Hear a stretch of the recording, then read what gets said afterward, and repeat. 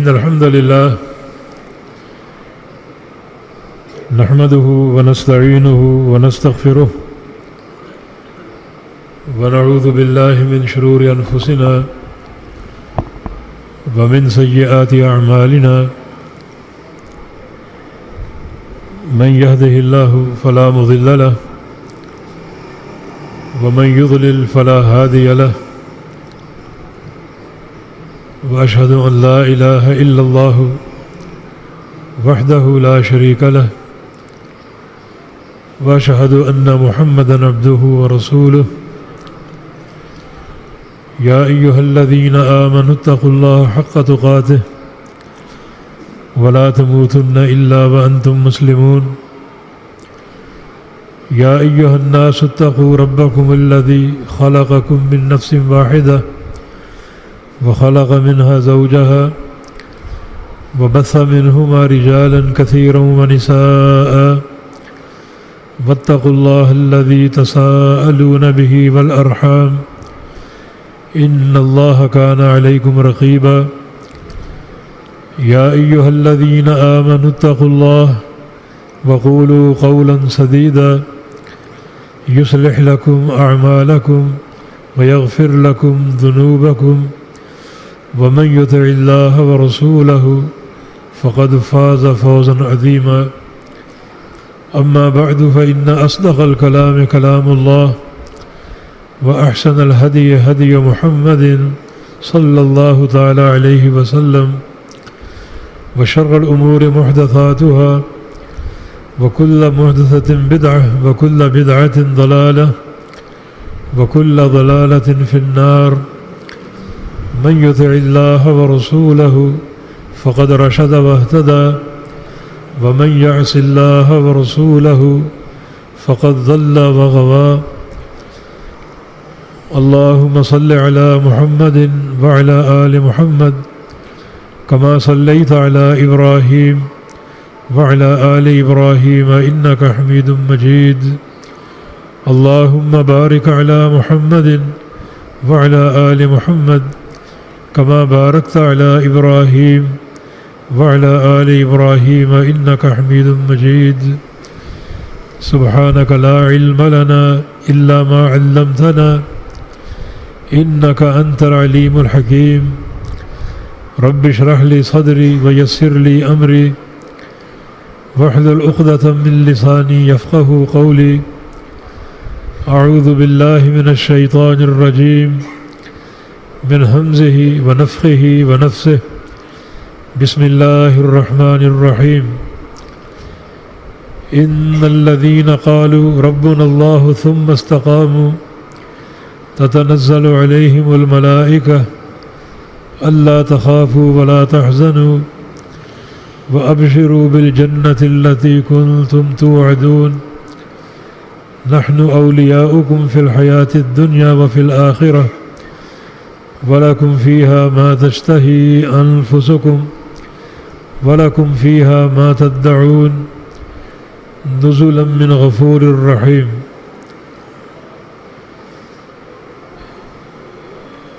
ان آیات مبارکہ میں اللہ رب العزت نے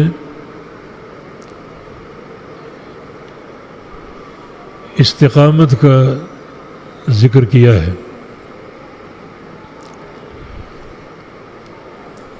استقامت کے دو معنی ہیں.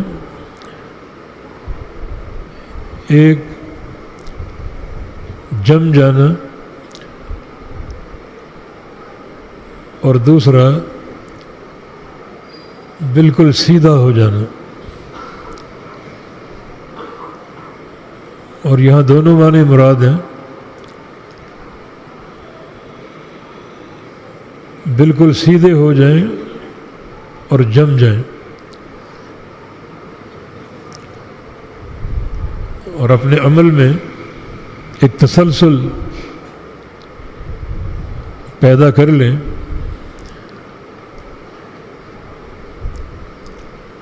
ایسا نہ ہو کہ عمل کبھی تو ہو رہا ہے جب جذبات بیدار ہوں اور کبھی بالکل تعطل کا شکار ہو،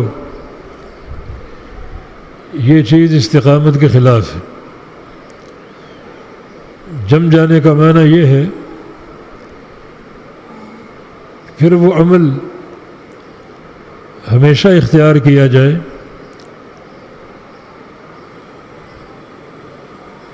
اس میں ناغہ نہ آنے پائے، الا یہ کہ کوئی شرعی عذر ہو یا مجبوری ہو۔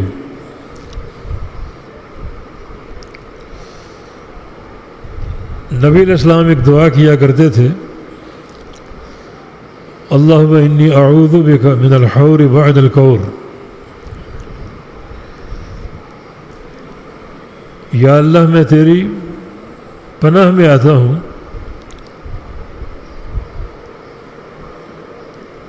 کہ نیکی کا راستہ اختیار کرنے کے بعد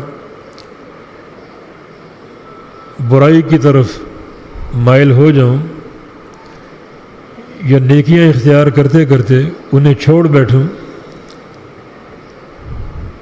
کیونکہ یہ چیز استقامت کے خلاف ہے۔ جس عمل میں تسلسل ہوتا ہے وہ تھوڑا ہی کیوں نہ ہو اللہ تعالیٰ کو بہت ہی پسند ہے۔ احب الاعمال الی اللہ ما داوم علیہ صاحبہ، اللہ تعالیٰ کے نزدیک سب سے محبوب عمل وہ ہے جس پر انسان ہمیشگی اور دوام اختیار کر لے۔ اس قدر پسندیدہ ہے کہ وہ بندہ جو اعمال صالحہ پر جم جاتا ہے اور استقامت کا راستہ اپنا لیتا ہے، اللہ تعالیٰ اس سے کیسے راضی ہوتا ہے،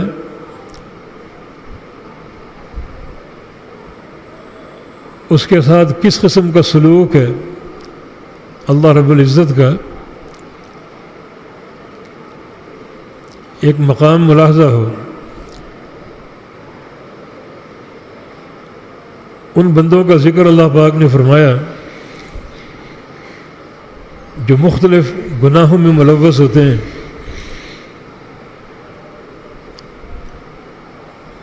اور گناہ بھی جو پیچھے مذکور ہیں ان میں شرک ہے، زنا اور قتل نفس ہے،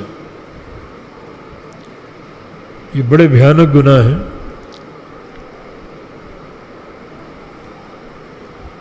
آگے کیا فرمایا؟ الا من تاب، جو بندہ توبہ کر لے، وآمن،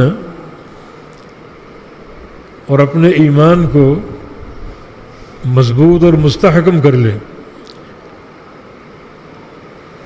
وعمل عملا صالحا، اور نیک عمل تسلسل سے اختیار کر لے۔ اب جو توبہ کر کے نیک راستے پر چل نکلا ہے تو اس میں کوئی تعطل نہ آئے، وعمل عملا صالحا، لگاتار چلتا رہے اس نیک راستے پر، تسلسل اختیار کر لے۔ گناہ کون سے کیے تھے؟ شرک تھا، زنا تھا، قتل نفس تھا، لیکن میرا بندہ اگر توبہ کر لیتا ہے اور سچے عقیدے اور ایمان کا راستہ اپنا لیتا ہے، وعمل عملا صالحا، اس کے بعد تسلسل سے نیک عمل شروع کر دیتا ہے جس میں کوئی تعطل نہ ہو، ناغہ نہ ہو، استقامت ہو، پوری طرح جم جائے ان نیک اعمال پر، تو فرمایا کہ اولئک یبدل اللہ سیئاتہم حسنات یہ وہ بندے ہیں جو گناہ وہ کر چکے تھے، اللہ ان سارے گناہوں کو نیکیاں بنا دے گا۔ گناہ آپ نے سن لیے، شرک اور زنا جیسے گناہ اور قتل نفس، یہ سارے اکبر الکبائر، لیکن ایک بندہ اگر استقامت پر آ جائے، سیدھا ہو جائے اور اس پر جم جائے، اس میں کوئی تعطل نہ آئے، ناغہ نہ آئے، پھر مستقل وہ کام شروع کر دے نیک اعمال، تو اللہ اتنا راضی ہوتا ہے کہ گو یہ بڑا گناہ گار تھا، مگر اللہ رب العزت اس کے گناہوں کو نیکیوں میں تبدیل کر دے گا۔ یہ فائدہ استقامت کا اور اعمال صالحہ کے تسلسل کا۔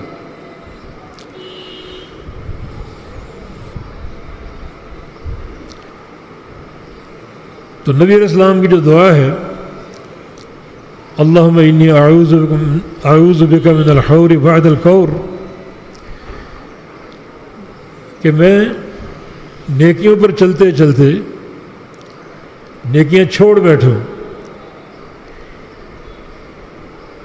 یا گناہوں کے روش اختیار کر لوں، اس سے تیری پناہ چاہتا ہوں۔ یہ حور بعد الکور، اس کے بڑے وسیع معنی ہیں۔ صحت کے بعد مرض سے پناہ چاہتا ہوں، مالداری اور وسعت عیش کے بعد معیشت کی تنگی سے پناہ چاہتا ہوں، ایمان کے بعد کفر سے پناہ چاہتا ہوں، اعمال صالحہ کے بعد برائیوں سے پناہ چاہتا ہوں۔ بڑے اس کے وسیع معنی۔ اخلاق حسنہ کے بعد بدخلقی سے پناہ چاہتا ہوں۔ تو یہ دعا بڑی جامع دعا ہے، جس کو پڑھتے رہنا چاہیے تاکہ اللہ تعالیٰ کے ہاں ان تمام معنی کے ساتھ قابل قبول ہو جائے۔ اس تمہید کا مقصد یہ ہے کہ ہم رمضان کے مہینے میں استقامت پر آتے ہیں، اپنی اصلاح کرتے ہیں، اپنے اخلاق کو سنوارتے ہیں، زبان کو محفوظ رکھتے ہیں، آنکھوں کی حفاظت کرتے ہیں، کانوں کی حفاظت کرتے ہیں، اور کچھ اعمال صالحہ بڑی رغبت سے ادا کرتے ہیں، جیسے قیام اللیل ہے، روزہ ہے، صدقات ہیں۔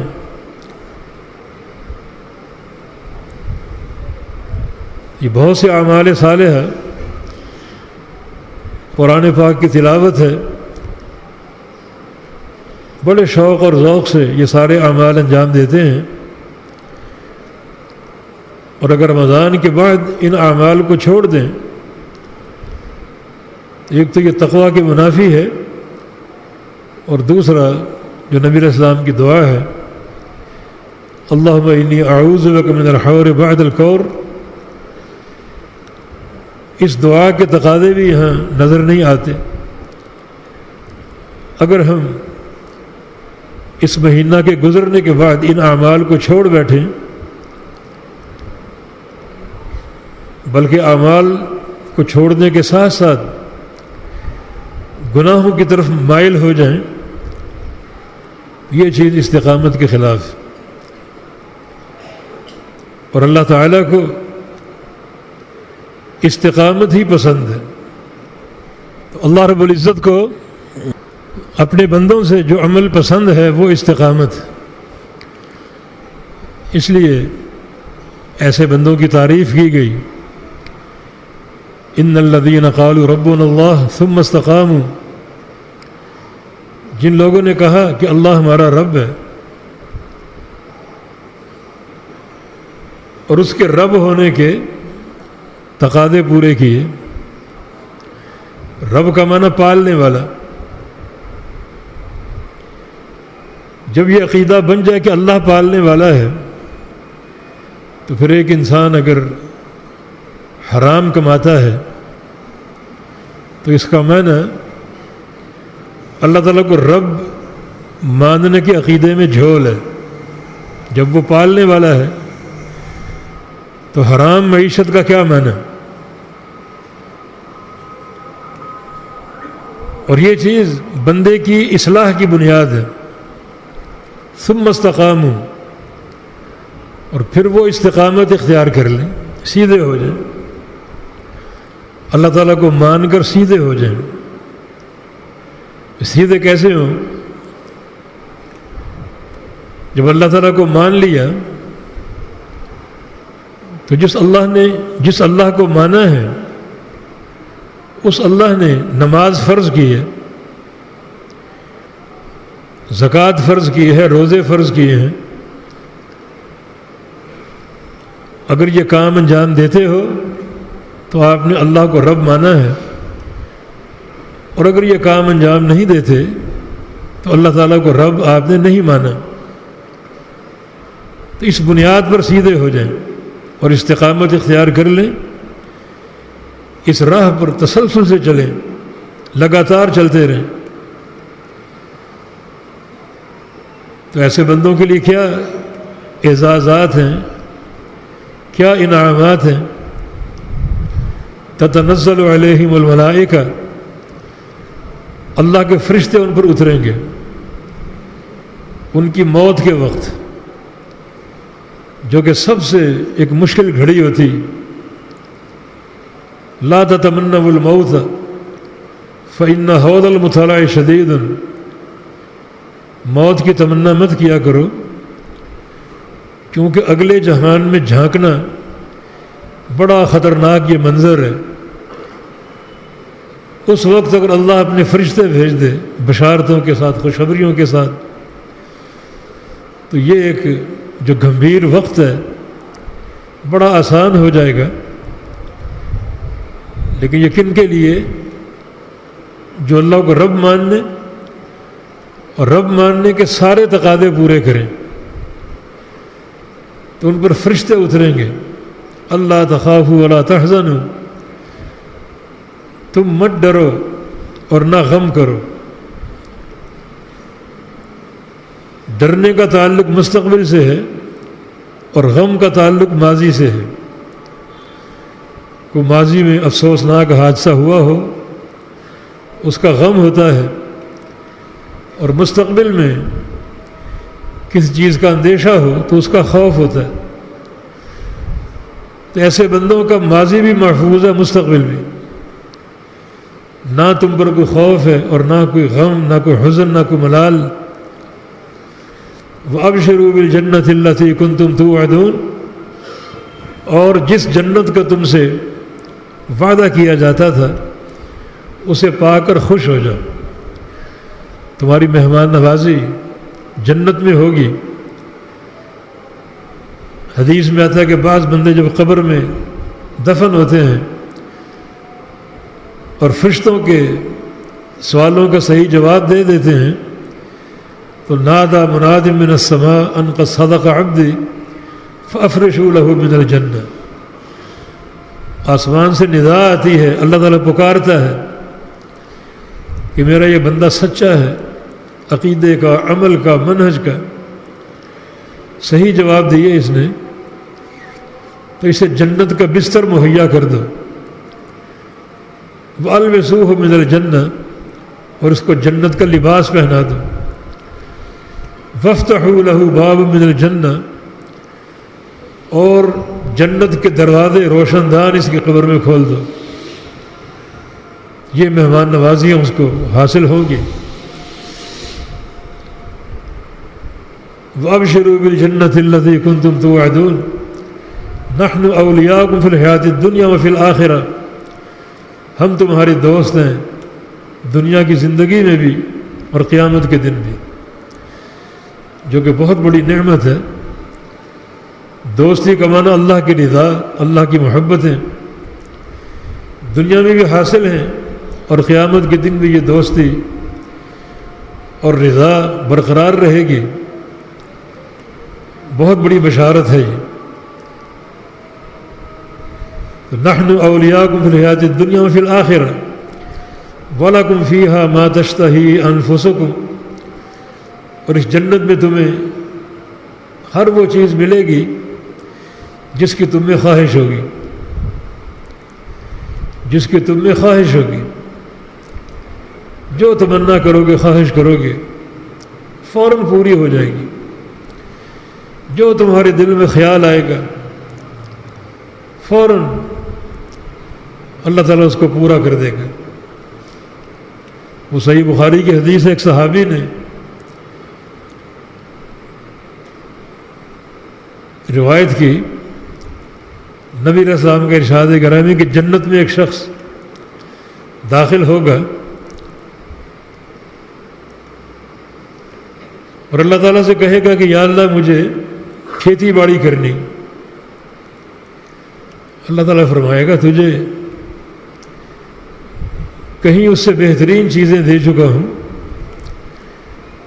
کھیتی باڑی کی کیا ضرورت ہے؟ یا اللہ میرا شوق ہے. تو اللہ تعالیٰ اس کو کھیتی باڑی کے اسباب اور وسائل دے دے گا.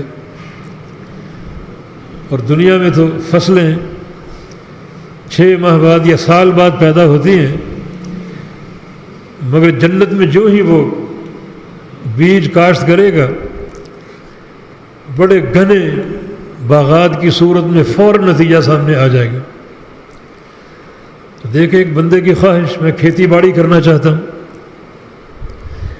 وہ ایک صحابی اس مجلس میں موجود تھا، تو اس نے کہا یقیناً یہ یا تو قریشی ہوگا اور یا انصاری ہوگا، جن کو کھیتی باڑیوں کی ایک تمنا اور خواہش ہوتی ہے، باغبانی ان کا شوق ہوتا ہے. یقیناً یہ ان دو میں سے کوئی ایک ہوگا. بندہ اس کا جی چاہ رہا ہے کہ میں انگور کھاؤں، انگور کے خوشے اس کے سامنے آ جائیں گے، اور اگر دل میں ایک خواہش پیدا ہو انار کھانے کی، وہ انگور انار بن جائے گا. اس طرح خواہشات پوری ہوں گی. وَلَكُمْ فِيهَا مَا تَشْتَهِي أَنفُسُكُمْ وَلَكُمْ فِيهَا مَا تَدَّعُونَ. اور جو کچھ تم طلب کرو گے وہ تمہیں حاصل ہوگا، جو طلب کرو گے وہ تمہیں مہیا ہوگا، اور کوئی روک ٹوک نہیں ہوگی، کوئی پابندی نہیں ہوگی. عطاء غیر مجذوذ، ایسی عطا اللہ تعالیٰ کی طرف سے حاصل ہوگی جس میں کوئی ناغہ نہیں ہوگا، کیونکہ یہ وہ بندے ہیں جن کے عمل میں ناغہ نہیں تھا، جن کے عمل میں تسلسل تھا، لگاتار نیکیاں کرتے تھے. ایک حدیث اگرچہ اس کی سند میں ضعف ہے مگر معنی اس کا بالکل صحیح ہے کہ مومن جو ہے وہ الحال المرتحل ہوتا ہے. ایک سواری سے اترا اور دوسری پر سوار ہو گیا، ایک عمل ختم ہوا دوسرا شروع ہو گیا. یہ ایک مومن کی جو حیات طیبہ ہے اس کے تقاضوں میں سے ایک تقاضا کہ اس کے عمل کی گاڑی رکتی نہیں ہے، بلکہ وہ مسلسل اس گاڑی پر سوار رہتا ہے اور اس کا عمل جاری رہتا ہے، رکتا نہیں ہے، تھمتا نہیں ہے. یہ ایک مومن کا معاملہ ہے. اور ویسے بھی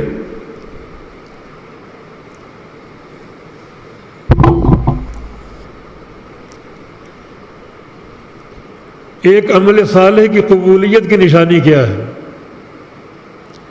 ہم کیسے جانیں کہ اللہ نے ہماری نیکی قبول کر لی؟ اس کی نشانی یہ ہے کہ اللہ تعالیٰ ایک نیکی کے بعد دوسری نیکی کی توفیق دے دے. کچھ بندے نیکی کرتے ہیں اور ساتھ ساتھ گناہ بھی کرتے ہیں، مانا ان نیکیوں کا فائدہ نہیں ہو رہا، وہ نیکیاں قابل قبول نہیں بن رہی. ہاں ایک بندہ اگر ایک عمل صالح کرتا ہے اور اس کو دوسری نیکی کی توفیق مل جاتی ہے تو اللہ تعالیٰ کے ہاں یہ قبولیت کی سند ہے۔ اسی تسلسل کی بات ہو رہی ہے، استقامت کی بات ہو رہی ہے کہ انسان اس لائن سے اترے نہ، چلتا رہے، اس پر گامزن رہے، تو گناہ بھی نیکیاں بن جائیں گی، اور جو نیکیاں وہ اللہ کے قابل قبول ہو جائیں گی۔ انما یتقبل اللہ من المتقین، اللہ رب العزت متقین کی نیکیاں قبول کرتا ہے۔ بعض علماء سلف کا قول ہے، اگر مجھے بتا دیا جائے کہ میرا ایک سجدہ اللہ نے قبول کر لیا تو میں موت کی تمنا کروں گا کہ بس وہ سجدہ قبول ہو گیا، یہ تقویٰ کی سند ہے،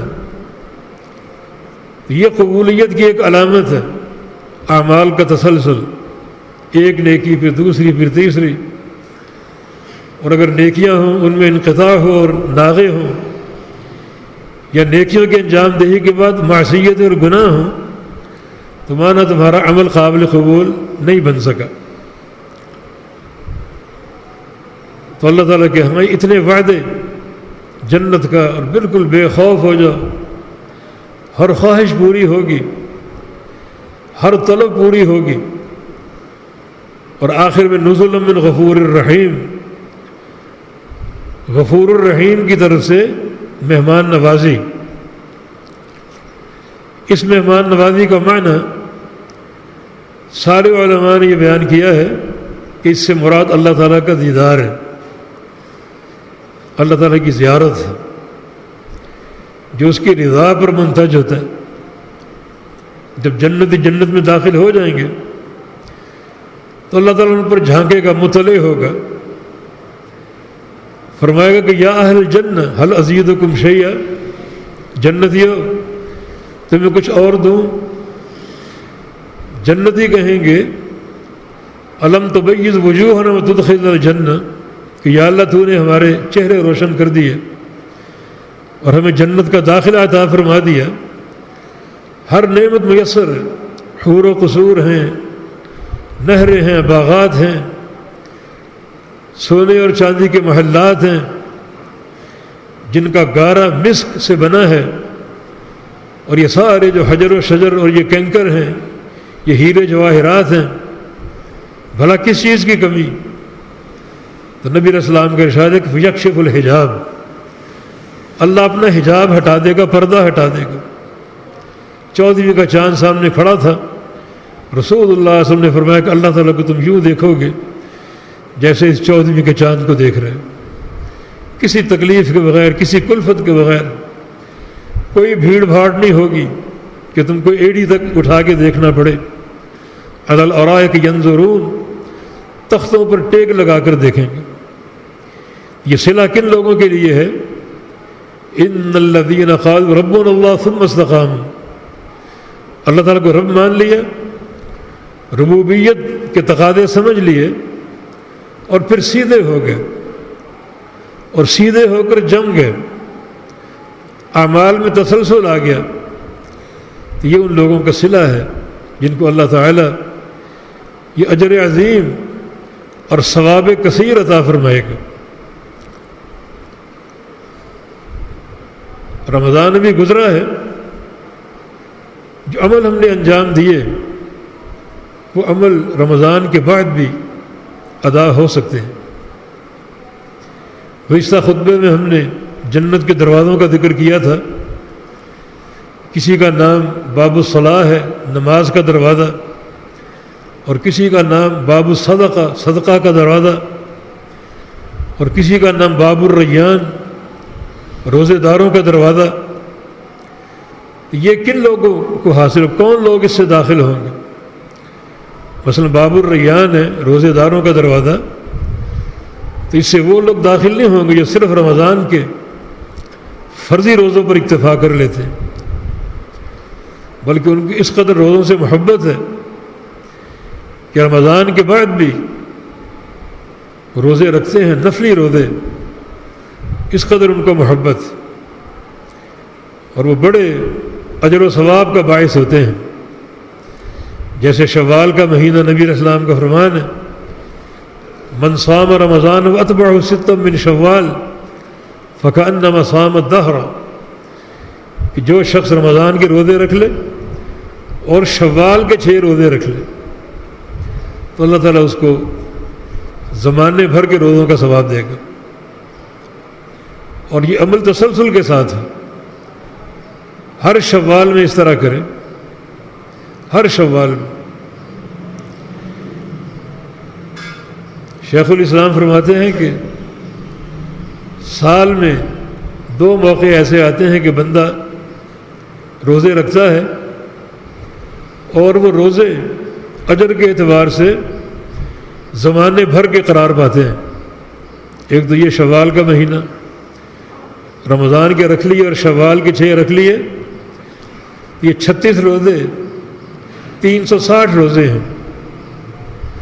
ہر سال رکھے گا تو یہ زمانے بھر کے روزے ہو جائیں گے. اس طرح ایک اور حدیث، من صام الیام البیض فکأنما صام الدہر، جو ایام بیض کے 3 روزے رکھے، چاند کی 13، 14 اور 15. اور ایک حدیث میں فی کل شہر کالفضل، ہر مہینے، تو اللہ تعالیٰ اسے بھی زمانے بھر کے روزوں کا اجر دے گا. تو ہر مہینے یہ 3 روزے ہوں اور شوال کے 6 روزے ہوں رمضان کے روزوں کے ساتھ، یہ 2 موقع ایسے ہیں کہ اللہ تعالیٰ اس کی رحمت اور اس کے کرم کی اتنی وسعت نظر آتی ہے کہ اللہ تعالیٰ زمانے بھر کے روزوں کا اجر دے دے گا. تو شوال ابھی جاری ہے، 6 روزے پورے کرنے، کیونکہ دین اسلام میں نیت کا بڑا عمل دخل ہے. ایک مشورہ دوں گا کہ یہ روزے رکھیں اور ایسے دن رکھیں کہ اور بھی اجر و ثواب اس میں شامل ہو جائے. مثلا یہ پیر آنے والی ہے تو پیر کو آپ شوال کا روزہ رکھیں اور ساتھ یہ نیت کریں کہ آج پیر کا دن ہے، اور پیر کا روزہ بڑا افضل ہے، پیر کا اور جمعرات کا. پھر جمعرات کو رکھ لیں شوال کا روزہ، جمعرات کی نیت بھی کریں. نبی علیہ السلام ان 2 دنوں میں روزہ رکھا کرتے تھے. صحابہ نے پوچھا تو آپ نے فرمایا کہ ہذان یومان یرفع فیہما العمل الی اللہ، ان 2 دنوں میں عمل اور نیکیاں اللہ کے روبرو پیش ہوتی ہیں. تو میری یہ چاہت ہے کہ جب میری نیکیاں پیش ہوں تو ان میں روزہ بھی شامل ہے، تو ایک ہی روزے میں 2 اجر حاصل ہو جائیں گے. اور پھر ایام بیض بھی آنے والے شوال کی 13، 14 اور 15. اگر ان 3 دنوں میں روزہ رکھ لیں شوال کا تو شوال کے روزوں کے ساتھ ساتھ ایام بیض کا اجر بھی مل جائے گا. چونکہ دین میں نیت کی بڑی اہمیت ہے. تو یہ وہ چیزیں ہیں جو بندے کے عمل کی استقامت کا سبب بن جاتے ہیں. جب ایک انسان اس میں لگن ہو، شوق اور ذوق ہو، جستجو ہو، اجر حاصل کرنے کی لالچ ہو، اس کے لیے اس کی نیت میں استقامت ہو، عمل میں استقامت ہو، تو اللہ تعالیٰ اسے استقامت کے لیے چن لیتا ہے اور توفیق دے دیتا ہے. ساتھ ساتھ دعائیں ہوں، دعا کی استقامت بھی بڑی اہمیت کی حامل ہے. بلکہ دعا اصل ایمان ہے. دین اسلام کا جو سب سے بڑا جز ہے وہ دعا ہے. دعائیں کی جائیں اور دعاؤں کے لیے ایسے اوقات کا انتخاب کریں جو قبولیت کے ہیں. سجدوں میں دعائیں کریں، تشہد میں دعائیں کریں، اذان اور اقامت کے بیچ دعائیں کریں، تہجد کے اوقات میں دعائیں کریں. اور آج جس دعا کی سب سے بڑھ کر حاجت ہے وہ ہمارے فلسطینی بھائی ہیں، وہ خواتین اور بچے جن کو ذبح کیا جا رہا ہے، جن کی عزتوں کو تار تار کیا جا رہا ہے، بچوں کو بڑی بربریت کا نشانہ بنایا جا رہا ہے۔ رمضان سے یہ سلسلہ جاری ہے، شاید اب کے مذاکرات ہو رہے ہیں جنگ بندی کے لیے، لیکن بہت ضرورت ہے دعا کی اور بد دعا کی۔ دعا فلسطینی بھائیوں اور بہنوں کے لیے، اللہ تعالیٰ انہیں استقامت دے اور اللہ ان کو یہود کی بربریت سے بچا لے، اور بد دعا جو ہے ان یہودی کتوں کے لیے ہو، چن چن کر بد دعائیں کریں، اللہ تعالیٰ ان کو برباد کر دے، تباہ کر دے، اللہ ان کی عورتوں کو بیوہ کر دے، ان کے بچوں کو یتیم کر دے، ان کی اسلحوں کو ناکارہ کر دے، ان کی طاقتوں کو تتر بتر کر دے، جمعیتوں کو پارا پارا کر دے۔ یہ قوم لعنت کی مستحق ہے، یہود پر لعنت ہے، زمانے بھر کی لعنت ہے۔ کچھ لوگ یہاں غلطی کرتے ہیں، اسرائیل پر لعنت بولتے ہیں، یہ غلط ہے۔ اسرائیل اللہ کے پیغمبر یعقوب علیہ السلام کا نام تھا، عبرانی لفظ ہے اسرائیل، اسر اور ایل، جیسے ہماری زبان میں عبداللہ اللہ کا بندہ، اسرائیل کا معنی اللہ کا بندہ، اسر کا معنی عبد اور ایل کا معنی اللہ۔ یعقوب علیہ السلام کا نام تھا یہ، اور ان خبیثوں نے اپنا چھوٹا سا ان کا ملک ہے، یہ ملک جو ان کو حاصل ہوا، یہ بھی ایک ظلم کا نشان ہے ملعون برطانیہ کی طرف سے۔ وہ دو جھگڑوں کی بنیادیں قائم کر کے یہاں سے دفعان ہو گئے۔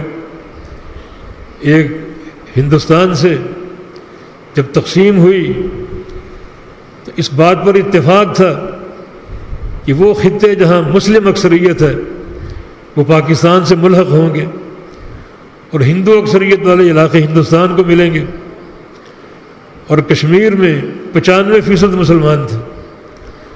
یہ ایک بڑی بربریت کی داستان ہے، بہت بڑا ظلم ہے یہ کہ انہوں نے ظلم و جبر سے کشمیر ہندوستان کو سونپ دیا، معاہدے کی خلاف ورزی ہوئی۔ حالانکہ کفار اگر معاہدے کی خلاف ورزی کریں تو فوراً ان کے خلاف جہاد فرض ہو جاتا ہے۔ یہ ہمارے ہاں تاخیر، ہماری حکومتوں کی تاخیر بہت ہی افسوسناک ہے۔ اور دوسری جو بربریت کی تقسیم ہے اس برطانیہ منحوس کی طرف سے، وہ اسرائیل کی صورت میں۔ اسرائیل کا خطہ کم از کم 1922 تک سلطنت عثمانیہ کے تحت تھا، جو سلطنت عثمانیہ کا ایک وسیع دائرہ کار تھا، اس میں یہ خطہ موجود تھا۔ اور پھر جب یہ سلطنت کا سقوط ہوا تو پھر یہ عین مسلم علاقوں کے وسط میں، نقشہ اٹھا کر دیکھیں آپ، چاروں طرف عرب علاقے ہیں، چاروں طرف، اور بیچ میں اسرائیل ایک نقطے کی طرح ہے۔ ہمارے استاد تھے مولانا حاکم علی دہلوی رحمہ اللہ، وہ نقشہ ہمیں دکھایا کرتے اور فرماتے کہ جتنے یہ عرب برادری اور مسلمان ممالک ہیں اسرائیل کے ارد گرد، اگر یہ اسرائیل کی طرف منہ کر کے پیشاب ہی کر لیں، اسرائیل بہہ جائے، ختم ہو جائے۔ اس دور کی بات، اب تو یہ ایٹمی طاقت بن چکا ہے، مگر یہ انتہائی بربریت ہے تقسیم جو برطانیہ نے کی۔ اس وقت یہودی سارے یورپ میں آباد تھے، اور جب یہ خطہ ان کو دیا گیا تو اپنے علاقوں کو چھوڑ کر یہ یہاں مقیم ہو گئے، اور آہستہ آہستہ ایک سلطنت اور ایک طاقت بن گئے۔ اور اس طاقت کا بھی استعمال آپ کے سامنے ہے، چن چن کر جو قبولیت کے اوقات ہیں ان میں اپنے بھائیوں کے لیے دعائیں کریں، بہنوں کے لیے دعائیں کریں، اور اس منحوس اسرائیل کے لیے، یہودیوں کے لیے چن چن کر دل سے بد دعائیں کریں۔ اللہ تعالیٰ کے ساتھ بڑی حلیم ہے، اللہ ڈھیل دیتا ہے، حالانکہ ڈھیل دینا خطرناک ہے۔ ڈھیل اس لیے دیتا ہے کہ قیامت کے دن سارا انتقام لوں ان سے، آج چھوڑ دوں اور قیامت کا عذاب اشد اور انکا ہے، بڑا سخت ہے، بڑا شدید ہے۔ دنیا کا عذاب تو کچھ بھی نہیں ہے، لیکن پھر بھی اللہ تعالیٰ سے ہم دعائیں کریں، بدعائیں کریں کہ یا اللہ تو نے قوم لوط کی بستی کو اٹھایا، آسمان تک پہنچا کے نیچے پٹک دیا اور ان کو تباہ و برباد کر دیا۔ یا اللہ تو نے قوم سمود کو ایک ہی چیخ سے ان بڑے بڑے جسوں کو تباہ و برباد کر دیا، اور تو نے قوم عاد کو تباہ و برباد کیا ایک آندھی سے، قوم شعیب کو تباہ و برباد کیا ایک آندھی سے۔ تو ہر شے پر قادر ہے، تیری قدرت پر ہمیں ایمان ہے۔ اس یہودیوں کی بربریت بڑھتی جا رہی ہے، ظلم اور سفاکیت کی انتہا ہوتی جا رہی ہے، یا اللہ ان کو تباہ و برباد کر دے۔ عاد اور سمود کی قوم جیسا عذاب ان پر بھیج جیسے ان کا ایک بچہ تک نہیں بچا تھا، ان کی بھی ساری جو ذریتیں اولادیں ساری تباہ و برباد ہو جائیں۔ یہی ہم کر سکتے ہیں۔ ہم بڑے کمزور ہیں، پروازیں بڑی نیچی ہیں، ہماری وسائل سے محروم ہیں ہم۔ ایک کام اور کیجیے، اور وہ اسرائیلی، فرانسیسی اور دیگر جو علاقے اسرائیل کا ساتھ دے رہے ہیں ان کی مصنوعات کا بائیکاٹ کریں، ان کفار کو اقتصادی مار ماریں۔ ان کے لیے سب سے بڑا جو ہوا ہے وہ اقتصادیات ہے۔ ہمارے لیے جو اصل چیز ہے ہمارا ایمان ہے، ان کے لیے دنیا اور معیشت اور اقتصادی طاقت ہے، اور اگر ان کی اقتصادی طاقت پر زد پڑے تو پھر ان کو نانی یاد آتی ہے، 14 طبق ان کے روشن ہوتے ہیں۔ کفار جو ہیں ان کا جو زندگی کا موضوع ہے وہ معدہ ہے، اور معدے سے نیچے جو کچھ ہے۔ مسلمان جو ہے ان کی زندگی کا موضوع معدہ ہے، اور معدے سے اوپر جو کچھ ہے روحانیت ہے، قلبی استقامت ہے، عقیدے کی صحت ہے، عمل کی صحت ہے۔ تو ان کی مصنوعات کا بائیکاٹ ہو، باقاعدہ تحقیق کریں کون سی چیزیں مصنوعات اسرائیل بناتا ہے ہمارے یہاں فروخت ہو رہی ہیں، اور کون سی چیزیں فرانس سے آتی ہیں، اور دیگر وہ ہواری جو اسرائیل کی مدد کر رہے ہیں، ان سب کی مصنوعات کا بائیکاٹ کیا جائے۔ اور باقی ایک کمزور سی آواز اگر حکومتوں کے ایوانوں تک پہنچ جائے کہ اپنے کردار کو پہچانے، جس وقت مسلمان کہیں بھی تکلیف میں ہوں تو آس پاس کی حکومتیں اور جو بھی اسلامی حکومتیں ہیں ان کا چین ختم ہو جانا چاہیے، نیندیں حرام ہو جانی چاہیے، انتقام لیں، بدلہ لیں، اس قوم پر حملہ آور ہوں، اور جو ان کا ایک بدسلوکی ہے اس کی ان کو سزا دیں۔ ایسی صورتحال میں اللہ ضرور مدد کرے گا۔ اس وقت یہ دیکھنا کوئی ایٹمی طاقت اور ہم کمزور ہیں، یہ دیکھنا ایمان کی کمزوری ہے۔ ایسے موقع پر اللہ تعالیٰ نے فرمایا ہے اتخشونہم، ان سے ڈرتے ہو تم، فاللہ حق ان تخشوہ، اللہ سے ڈرو۔ تمہیں اللہ کی طاقت پر ایمان نہیں، اس کی قدرت پر ایمان نہیں ہے؟ یہ برطانیہ ہو، روس ہو، امریکہ ہو، اسرائیل ہو، اللہ سب سے اوپر ہے اور ہر شے پر قادر ہے۔ اس وقت یہ دعاؤں کا، بددعاؤں کا وقت ہے۔ اللہ تعالی ہمارے بھائیوں کو، بہنوں کو، فلسطینیوں کو عزت اور وقار عطا فرمائے، اور اللہ رب العزت ان کی زندگیوں کی حفاظت فرمائے۔ اللہ تعالیٰ ان کو ایمان اور عمل کی استقامت دے دے، اور اللہ تعالیٰ سارے دشمنوں کو تتر بتر کر دے اور ان کو تباہ و برباد کر دے۔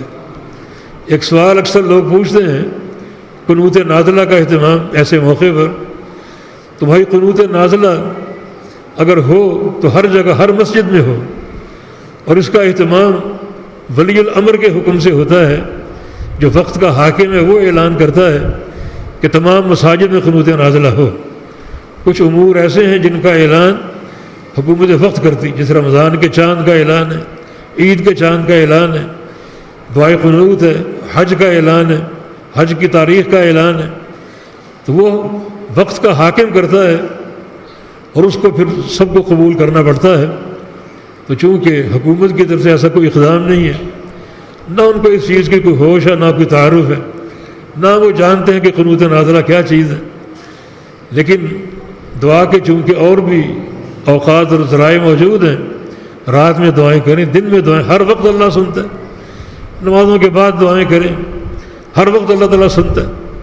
تو اس لیے ہم اپنے ہاتھ میں قانون نہ لیں. بعض جگہوں پر قنوت نازلہ ہوتی ہے، بعض جگہ پر نہیں ہوتی، یہ بھی ایک افتراق کا راستہ. اس میں وحدت ہونی چاہیے. جب ہو تو ہر مسجد میں ہو اور پورے ایک اتفاق و اتحاد اور وحدت کے ساتھ. یہ چیز ہے. اگر دعا کی قبولیت کے اور اوقات نہ ہوں اور دعا کرنے کے اور اسباب نہ ہوں، پھر تو اجتہاد کیا جا سکتا ہے کہ اگر ایک ہی دعا کا راستہ اور وہ قنوت نازلہ ہے پھر تو اجتہاد ہو سکتا ہے. لیکن جب اور اسباب موجود ہیں، اوقات موجود ہیں دعا کرنے کے اور قبولیت کے، تو پھر کوئی تنگی نہیں ہے. ان اوقات میں دعائیں کیجیے، اللہ تعالیٰ قبول فرمانے والا ہے. اللہ تعالیٰ ہمارے فلسطینی بھائیوں اور بہنوں کو، بچوں کو عافیت کی زندگی عطا فرما دے، امن و سکون اور سلامتی کی زندگی عطا فرما دے. اور جو بھی کفار ہیں، سازشیں کرنے والے اور بالخصوص یہودی، سب سے بڑے اسلام کے دشمن اور سب سے بڑے مسلمانوں کے دشمن، اللہ ان کو غارت کرے، تتر بتر کرے. ورنہ ایک وقت آنے والا ہے جب عیسیٰ علیہ السلام اتریں گے اور یہودی اس وقت ان کو جائے پناہ نہیں ملے گی. پتھروں کی اوٹ میں چھپیں گے، درختوں کے پیچھے چھپیں گے. اس وقت درخت بھی بولیں گے اور پتھر بھی بولیں گے کہ تعال یا مسلم فإن ورائی یہودی، ادھر آؤ مسلمان، میرے پیچھے ایک یہودی چھپا ہے، اور اس کو قتل کرو. یعنی پتھروں اور درختوں کو یہ شعور حاصل ہو جائے گا کہ یہودی اتنی منحوس اور خبیث قوم ہے کہ دھرتی کا بوجھ ہے، یہ اس کو قتل ہونا چاہیے اور اس کی زندگی کا خاتمہ ہونا چاہیے. عیسیٰ علیہ السلام کا دور ہوگا جب شریعت کی تنفیذ ہوگی، سچا دین نافذ ہوگا. سچے دین کی تنفیذ یہود کی موت ہے. اور اگر ہم دین سے دور ہیں تو پھر ایسی قوتیں ہم پر مسلط ہو جائیں گی اور یقیناً اپنا اثر و رسوخ استعمال کریں گی. ہمیں دین کی طرف آنا چاہیے، ہماری حکومتوں کے دین کی طرف آنا چاہیے. یہ راستہ ہے ہماری بقا کا، ہماری سلامتی کا. اللہ کے پیارے پیغمبر کے دور میں دین نافذ ہوا تو یہودی 3 قبیلے تھے مدینہ منورہ میں یہودیوں کے، بنو قینقاع، بنو نذیر، بنو قریظہ. اور تھوڑے عرصے میں ان سب کو عرب کے جزیرے سے نکال دیا گیا. اس قدر یہ کمزور ثابت ہوئے، ساری قوتیں ان کی ختم ہو گئیں، مال ان کا چھن گیا، اور بعض کی جو مملوکات تھیں وہ بھی ختم کر دی گئیں، اور یہ جزیرہ عرب سے بھاگنے پر مجبور ہوئے. یہ دین کی تنفیذ کی برکتیں ہیں. جب بھی یہ برکتیں حاصل ہوں گی تو اس قوم کا سارا تسلط ختم ہو جائے گا. تو دین کی طرف آنے کی ضرورت ہے. اللہ تعالیٰ ہمیں توفیق عطا فرما دے. اللہ تعالیٰ عافیت کی زندگی عطا فرما دے. اللہ اس کرونا مرض کو اٹھا لے. اللہ تعالیٰ ہم سب کو عافیت عطا فرما دے، صحت اور شفا عطا فرما دے. اقول قولی ھذا واستغفر اللہ لی ولکم وآخر دعوانا ان الحمد للہ رب العالمین.